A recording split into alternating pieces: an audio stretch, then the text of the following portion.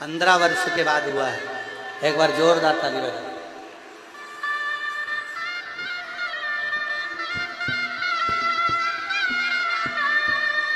शंभो।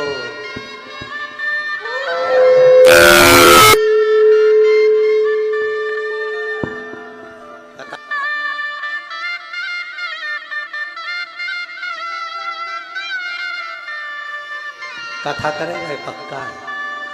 ओ और तेरी कृपा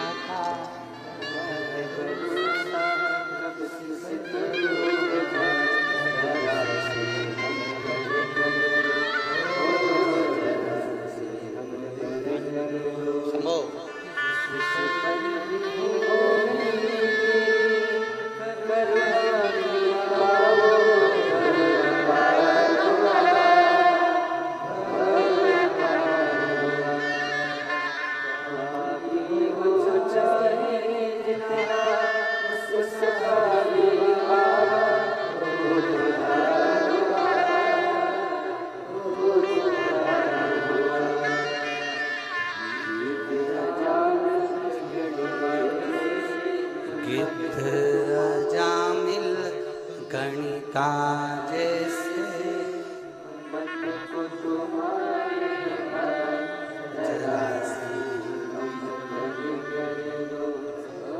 तेरी कृपा का क्या है भरोसा, कब किस पर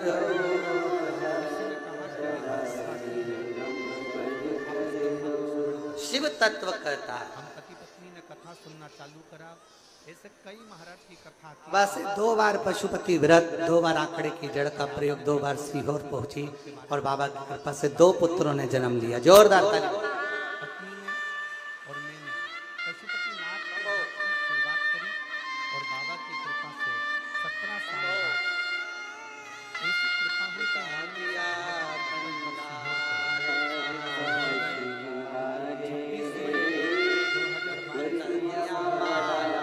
एक बार जोरदार ताली बजा।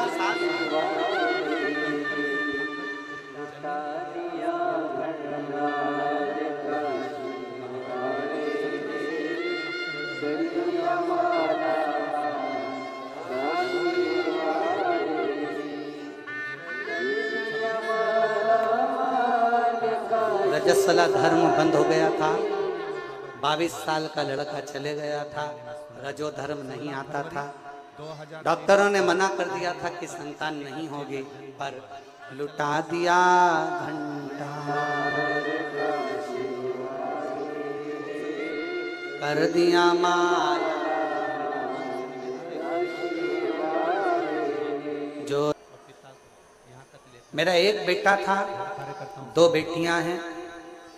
मेरा 22 साल का लड़का जो 13/1/2023 को मेरा 22 साल का लड़का कार के एक्सीडेंट में मर गया। जब मेरा 22 साल का लड़का कार दुर्घटना में चला गया, मैं टूट गई। हम पति पत्नी दिन रात रोते रहते, आंखों से आंसू बहता रहता। इतना दुख था कि हम वर्णन नहीं कर सकते। गुरुदेव, एक दिन मेरी बहन की बेटी ने बताया कि परभणी महाराष्ट्र में संजय भाऊ जाधव जी कथा करा है। शिव महापुराण की कथा है। ऐसा सुना है कि पंडाल में बैठकर जो मांगा जाता है भगवान शंकर वो देता जाता। जाधव जी ने 5 दिन की कथा करवाई है। कहीं योग बना है परभणी का, चलो तुम भी उस कथा में चलो। पति पत्नी कथा में पहुंचे। पंडाल में कहीं जगह नहीं थी, बाहर बैठ गए, कथा सुनते, विनती करते, रोते रहते। मेरी बहन की लड़की से मैंने कहा कि वो सीहोर वाला महाराज क्या करेगा, शिव पुराण भी क्या करेगी, क्योंकि 22 साल का लड़का चले गया, मेरी 2 लड़कियां हैं, पर अब तो मेरा रजस्वला धर्म भी नहीं आता, अब मैं रजो भी नहीं होती, अब मेरा रजो धर्म खत्म हो गया। और रजो धर्म खत्म हुए भी कई साल हो गए, तो अब ना तो शिव पुराण कुछ कर सकती है, ना वो सीहोर वाला महाराज कुछ बता सकता है। क्या करें? मेरी बहन की बेटी ने कहा पाऊ तो मौसी आप बैठो कथा सुनो। वहां की मिट्टी को अपन उठा लाएंगे। पंडाल की मिट्टी नहीं होती, वहां इतने लोग शिव शिवाय नमस्तुभ्यम का जाप करते हैं, वहां की मिट्टी भी पवित्र हो जाती है। वहां की मिट्टी को अपन उठा लाएंगे, कंकर शंकर पूजन करेंगे, सीहोर चलेंगे। हमने परवणी महाराष्ट्र की कथा सुनी, वहां की मिट्टी को ले गए, पार्थिव शिवलिंग का पूजन करते, सीहोर गए, कंकर शंकर पूजन करी, बाबा से विनती करी बाबा कुछ तो कृपा करो। डॉक्टरों को दिखाया, डॉक्टर कहते हैं अब तुम कभी मां नहीं बन सकती, तुम्हारा रजो धर्म नहीं आता। पर बाबा तो बाबा है गुरुदेव, हमें क्या मालूम था कि पंडाल में कथा सुनने का फल क्या इतना होता है। खूब रोती थी पंडाल में बैठकर। मेरा 22 साल का लड़का चले गया, 22 साल का लड़का चले गया। तू कुछ भी कर, मेरा लड़का मुझे दे दे। मैंने एक बार नहीं 2 बार पशुपति व्रत करे और हर बार एक की बात कहती। वो सीहोर वाला महाराज छाती ठोक कर कहता है कि तू देता जरूर है, तू खाली नहीं रख सकता। मैंने 2 पशुपति व्रत करे हैं, मुझे तू वर प्रदान कर। बाबा 2 बार आंकड़े की जड़ बांध ली, कुछ तो कृपा कर।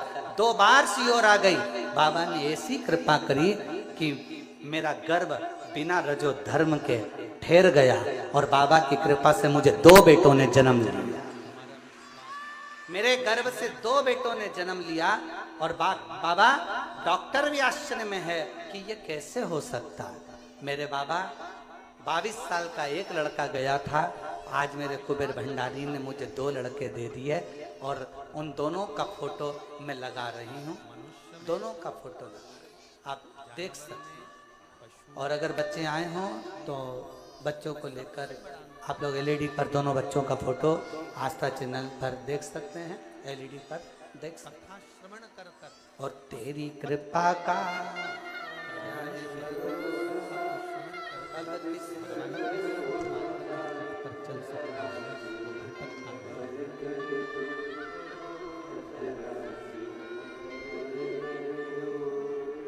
जिस पर भी हो गई तेरी कृपा भव कतरो रे बड़ा